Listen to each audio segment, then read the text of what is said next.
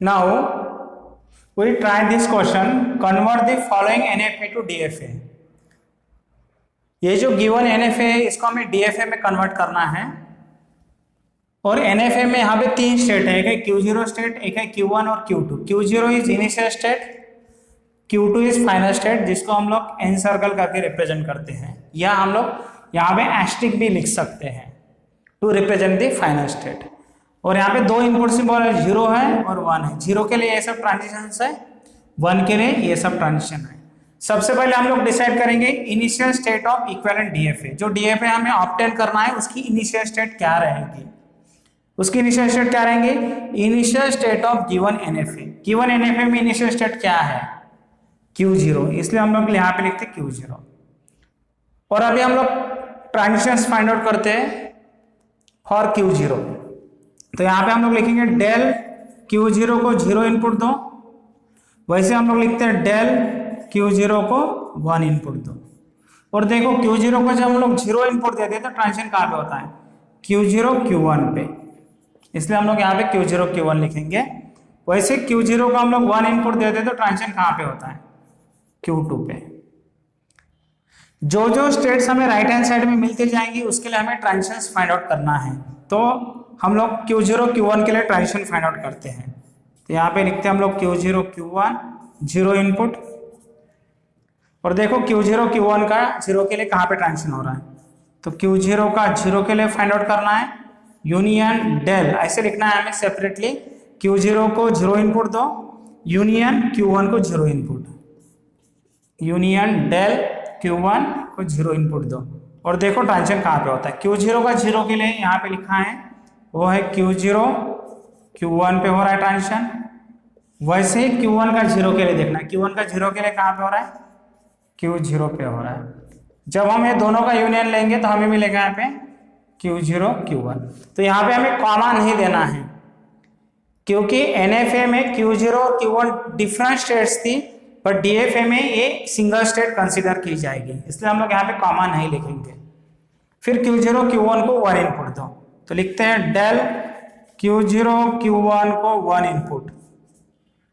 तो क्या करना है, डेल लिखे Q0 को 1 इनपुट दो, यूनियन डेल Q1 को 1 इनपुट. और देखो क्या होता है.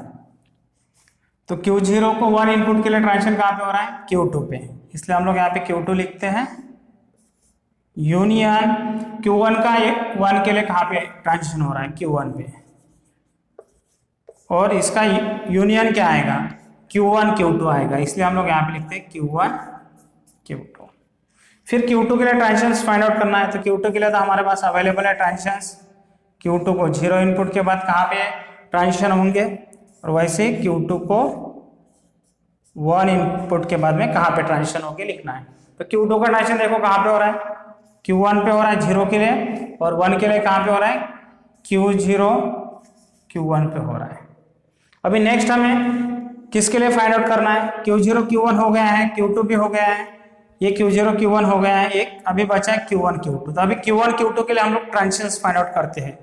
फिर Q1 के लिए भी लिखेंगे, जो हमने लिखे नहीं अभी तक. Q0 Q1 ऑलरेडी हो गया है, तो let's find out for Q1 Q2. तो देखो Q1 Q2 को 0 इनपुट दो, और देखो ट्रांजिशंस कहाँ पे होता है. तो आपको क्या करना है, यहाँ पे Q1 को 0 इनपुट देना है, यूनियन Q2 को 0 इनपुट देना है. Q1 को 0 के लिए देखो ट्रांजिशन कहाँ पे हो रहा है, Q1 का 0 के लिए हो रहा है ट्रांजिशन Q0 पे, यूनियन Q2 का 0 के लिए देखो Q2 का 0 के लिए Q1 पे हो रहा है, इसलिए इसका यूनियन क्या आएगा, Q0 Q1 आएगा. फिर आपको Q1 Q2 को 1 इनपुट देना है. इसको भी हम लोग स्प्लिट करते हुए लिखते हैं डेल Q1 को 1 इनपुट दो, यूनियन डेल Q2 को 1 इनपुट दो. ओके, Q1 को 1 इनपुट दो, Q2 को 1 इनपुट दो, और देखो ट्रांजिशन कहाँ पे होता है. तो Q1 को 1 इनपुट दिया तो ट्रांजिशन होता है Q1 में, यूनियन Q2 को 1 इनपुट दिया तो ट्रांजिशन होता है Q0 Q1 पे. इसका जब हम लोग यूनियन लेंगे तो हमें क्या मिलेगा, Q0 Q1 मिलेगा, इसलिए हमें लिखना है यहाँ पे Q0 Q1. नेक्स्ट हम लोग फाइंड आउट करेंगे Q1 के लिए, ठीक है, Q1 के लिए फाइंड आउट करते हैं। तो Q1 का ट्रांजिशन हमारे पास में 0 के लिए अवेलेबल ही है, वैसे Q1 का ट्रांजिशन 1 के लिए भी हमारे पास अवेलेबल है। ओके, तो Q1 का ट्रांजिशन देखो 0 के लिए कहाँ पे हो रहा है, Q0 पे, यहाँ Q0 लिखो।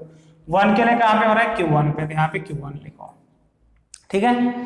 यहाँ पे देखो हमें Q0 Q1 मिला, इसका ट्रांजिशन ऑलरेडी हम लोग फाइंड आउट कर चुके हैं Q0 Q1 का।